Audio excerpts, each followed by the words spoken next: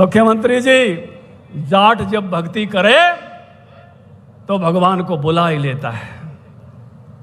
उस ठाकुर जी को ही बुला के उस बट्टे में से ही जो पंडित जी दे गए थे, स्वामी जी दे गए थे, उसी में से भगवान को बुला के और भोजन करा दिया। धन्ना भगत का करिश्मा। और इतना ही नहीं, मैं इसलिए कह रहा हूं, कर्मा बेटी जाट की घी घाल ले बरबाट की, तू खा ले खींचड़ लो, तू क्यों रूठो नंदलाल खा ले खींचड़ लो।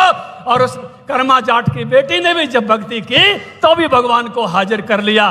मारला मानस भक्ति में चले नहीं, और चले तो फिर डटे नहीं। चाहे सावण सिंह जी महाराज हों अपने सिकंदरपुर सिरसा के, चाहे चरण सिंह जी महाराज हों, चाहे दिनोद के ताराचंद जी महाराज हों, चाहे संत गरीबदास जी हों, अनेक संत, ये हरियाणा हरि की धरा है।